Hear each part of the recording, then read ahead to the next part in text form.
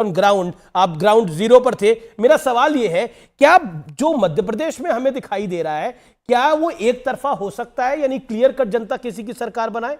प्रदीप भंडारी। अमीश जी, chances है, पर वो भी अगर होगा तो रीपैकेज 2018 ही होगा। एक बहुत बड़ा डेटा पॉइंट अमीश जी ये है कि महिला वोट 34 सीट्स में ज्यादा हुआ है इस बार, और बीजेपी के लीड करने के चांसेस उन सीट्स पे ज्यादा है, इसीलिए वो एज आउट विक्ट्री कर सकती है। पिछली बार 14 ऐसी सीटें थी जहां पे 10,000 से कम की मैंडेट थी, और महिला वोट की वजह से बीजेपी 14 में से 13 सीटें जीती थी।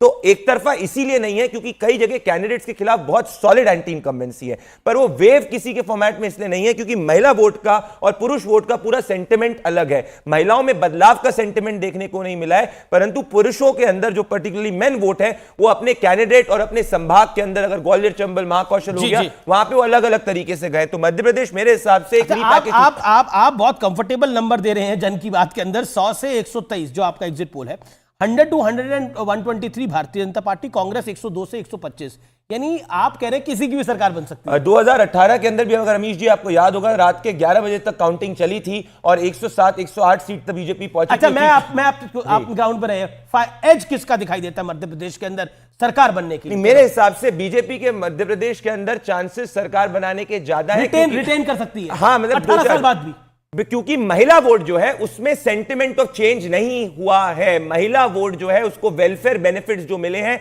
उसके कारण बीजेपी रेस के अंदर है, परंतु कैंडिडेट्स के खिलाफ एंटी इनकमेंसी है, इसीलिए वो 40 सीट जो उसकी मार्जिन 5,000 से कम है। कांग्रेस अगर पीछे रहती है तो सिर्फ महिला वोट ना मिलने के कारण अगर रहेगी, और गुटबाजी है कांग्रेस के, गुटबाजी दोनों के अंदर है, पर महिला वोट जो है वो कांग्रेस मेजर पुल नहीं कर पा रही, इसी कारण नहीं कर पा रही है, पीछे हो पाए। ठीक है, मैं राजस्थान पर तो लगभग क्लैरिटी है कि वहां पर बीजेपी का एक बड़ा एज दिखाई दे रहा है।